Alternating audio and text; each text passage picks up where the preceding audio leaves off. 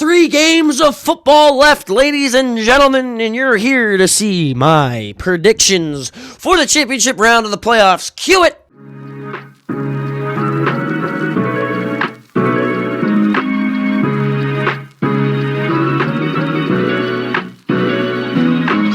Alright, before we get into the predictions and break down the game, there's a couple things I'd like to clear up, okay, about the Chiefs, because the Kansas City Chiefs have officially hired Eric Bieniemy as their new offensive coordinator. I think this will be a great move for the Chiefs. I think this is great with the Chiefs, because the last time that Eric Bieniemy was the offensive coordinator for the Chiefs, great things happened. I do think that the Chiefs need to be able to go and move on and make some other changes still this offseason, especially when it comes to players and player personnel, but this is a good start with Eric Bieniemy. Matt Nagy is officially gone, and Eric Bieniemy is in, and we like this. We like this as a Chiefs organization. Now, we will have to talk about this because, the last time Bieniemy and Mahomes were together in a close Super Bowl was Mahomes' first Super Bowl, and Bieniemy called that game-winning play down at Tyreek Hill. It was great. It was fantastic. Mahomes and Bieniemy work well together. He's going to get our run game going. He's going to get everything going for the Kansas City Chiefs, especially here in the future. Now, we are here, ladies and gentlemen. It is the championship round of the playoffs. You've got the New England Patriots taking on the Denver Broncos at home, and you've got the Los Angeles Rams taking on the Seattle Seahawks at home. Now, this is going to be good. This is going to be juicy. This is going to be fantastic. And first and foremost, we're going to do this in order, ladies and gentlemen. First game, you've got the New England Patriots taking on the Denver Broncos. I already did the intro. Let's get on to it. All right, the matchup predictor has New England at 59% and Denver at 40%. All right. Stats for this past season, Trayvon Henderson actually led the room in rushing for the New England Patriots this year. Stephon Diggs was their number one receiver. Trayvon Henderson and Stephon Diggs will both be playing. Now, on the Denver side, Bo Nix will be out and he will not be playing. Jarrett Stidham will actually be the starting quarterback for the Denver Broncos, which is kind of crazy to see. Oh my goodness. Bo Nix is, he's done. He is done, ladies and gentlemen. It will be crazy to see who wins this game. It's going to be at 3 o'clock on Sunday, and it will be on CBS and Paramount+. Now, let's break down the actual matchup. Let's start with the New England Patriots. New England Patriots, they have the quarterback. They have the head coach. They have the pieces to be able to win this game. Now, the thing that will win the Patriots this game, their defense has to step up and force Jarrett Stidham to be uncomfortable. We don't know how Jarrett Stidham's going to play. Jarrett Stidham hasn't had an NFL snap since 2023. This will be interesting to see what they will do and what they can do against the Broncos defense, because that Broncos defense is really, really good. But if you had the offense to be able to beat that Texans defense last week, I don't think you're going to struggle that hard when it comes to playing the Denver Broncos. Now, Drake May, you have to keep the turnovers at a minimum. Same thing with their entire offense. You have to keep them at a minimum. You have to get your run game going. Last week, you had a combined over 100 yards on the ground. You have to do that again this week. You have to do that against the Denver Broncos. You have to run the football. Now, you also have to take some shots downfield. And it's not going to be that easy against the Denver Broncos defense in a loud and mile-high stadium. And you got to play up to the altitude. You got to be able to make sure your checks are right. Your mics are good. You got to make sure that you put all these things into you have to make sure you check everything. Now, the Denver Broncos, coming into this game, originally, you thought you were going to have Bo Nix, and it was going to be a really good game. Me, personally, I wanted to see Bo Nix and Drake May duel this game off, but we're going to see Jarrett Stidham instead. Now, in the past, the New England Patriots have been struggling when it comes to championship games and backup quarterbacks. I'm not looking at anybody at all. Nick Foles. Sorry. But Denver, For you to win this game, you have got to shut down Drake May and that offense. You've got to limit their run game because their goal is they're going to be running the football.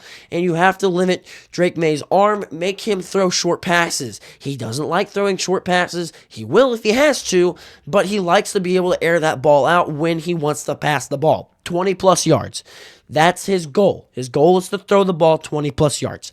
So on defense, you've got to be able to force turnovers because you saw the Texans were able to force turnovers, 3 of them out of the Patriots last week in that divisional round matchup in New England. You have to be able to do that again on the Denver defense because that Denver defense, when they force those turnovers, it's giving Jarrett Stidham and that offense more time to be able to work.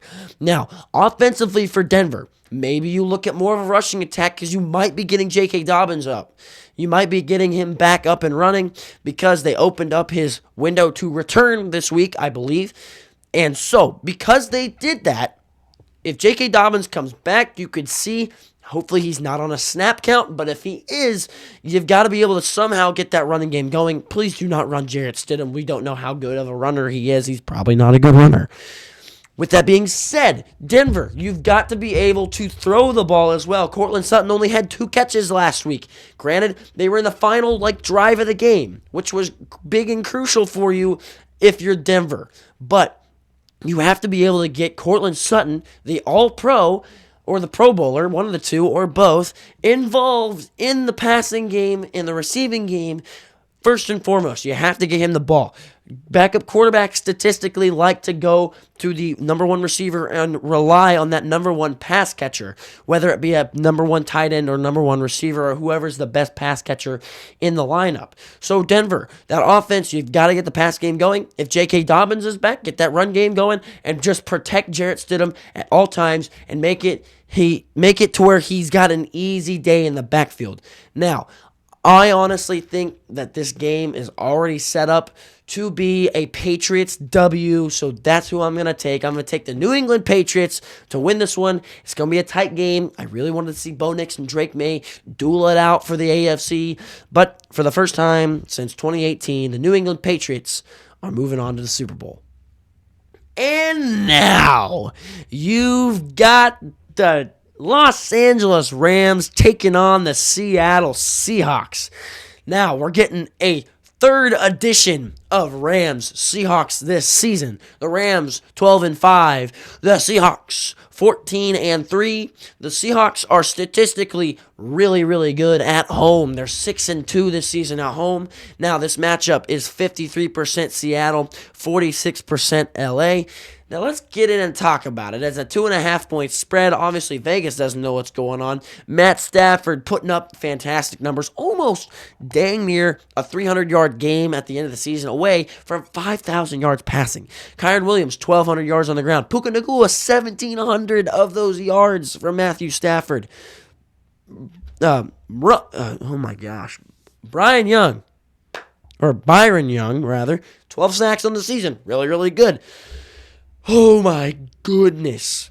This Seattle defense is good as well. They are well-rounded. Just about, I think they're better than the Rams defense, but the Rams defense is nothing to sneeze at. Let's break it down team by team.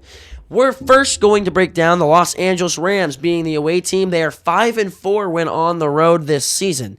Now, you have to take into consideration the last time they visited Seattle, they lost in a close game. It was very, very close. Very, very close game. Seattle Seahawks ended up getting a weird, wonky 2-point conversion on a comeback game. They were down 16. They came all the way back, and they won that game. And it was crucial for the Seattle Seahawks season and how they got that number 1 seed. Now, the Rams, how you win this game if you're the Los Angeles Rams, you have to be able to run the football on that Seattle defense, and you have to be able to take shots when needed. The difference between the Patriots and the Rams, even though they're both really good at passing and have a good running attack, is Matthew Stafford is statistically the best quarterback in the NFL right now, and they have statistically the best passing offense in the NFL. You have to get Puka Nacua and Devontae Adams active early in this football game, and you have to be able to keep up to date with the Seahawks. And if you get a lead, you cannot fold on offense. You have to run out the clock, and you have to be patient with the football. Now on defense, you have to pressure Sam Darnold, make him get the ball out of his hands quickly, make him make a decision that he doesn't want to make, because apparently a couple times in his career he's seen ghosts when he's pressured and blitzed very, very quickly. So you have to be able to get on him and get on him fast. Defensively, you probably need to drop into a zone and not necessarily man up Jackson Smith-Njigba all the time, but I would consider manning him up 24/7 just because he can wreck a game very, very easy. Easily one of the best, if not the second best wide receiver in the NFL this season. It's going to be a really, really busy game for that Los Angeles Rams defense to make sure that he is not tearing them up. Now, Kenneth Walker can also be a really explosive running back. You have to be able to limit that run. Oh, this game is going to be so good. It's so close. And now, the Seattle Seahawks. Let's talk about you guys. All right, first and foremost, that offense, just keep doing what you're doing. Last week, you just kind of coasted to a win.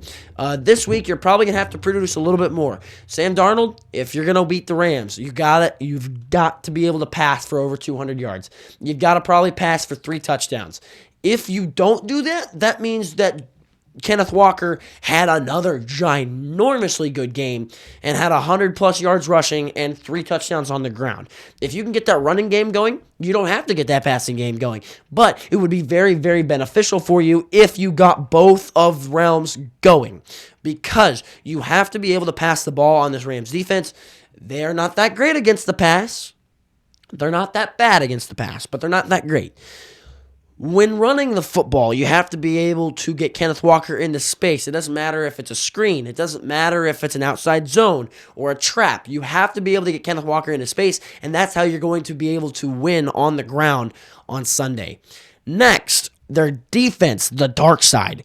This is how you beat the Rams. You limit the run game. You keep Matthew Stafford from passing. I would say the same thing over and over and over again. Pressure Matthew Stafford. But the more time you give Matthew Stafford to pass, actually the more dangerous it is, because he'll start to get finicky in the pocket. He won't be able to make those throws. As long as you blanket everything, it should be fine for the Seattle defense to be able to get after Matthew Stafford and sack that boy.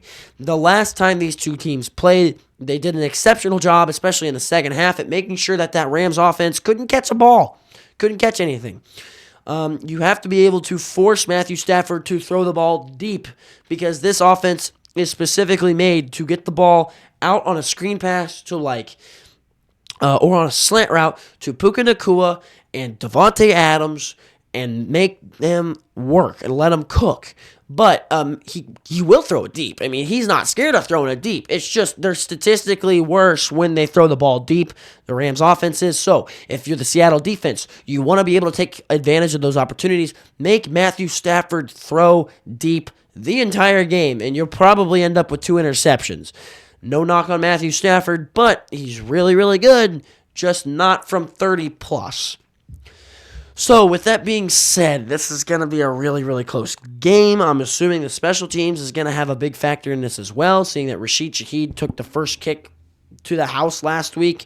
I'm going to see if he can do that again this week. That'd be really cool if he did. But besides that, this game, the Rams, Seahawks, both teams, it's going to be a slugfest. It's going to be close. And at the moment, I have a Super Bowl rematch in the Super Bowl between the Patriots and your NFC champion Seattle Seahawks. I have the Seahawks winning this game on Sunday. It will be a good one.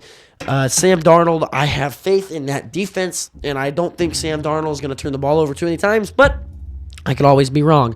Make sure you like and subscribe. Check out my other videos and check out my podcast on Spotify. It's the same content. But if you have somebody that likes to sit in the tractor and listen to podcasts, go ahead and suggest this to them. I really appreciate you guys all tuning in and listening to my stuff. I had 40 views on a video not that long ago, and I am just continuing to work. And hopefully when I go to Kansas State University later in the fall of this year, I will be able to have an actual setup, and it'll be a lot better. I'll have a separate podcast and a YouTube channel, and of course, I'll still post my podcast content on my YouTube channel. But with that being said, you guys, I will see you after this week.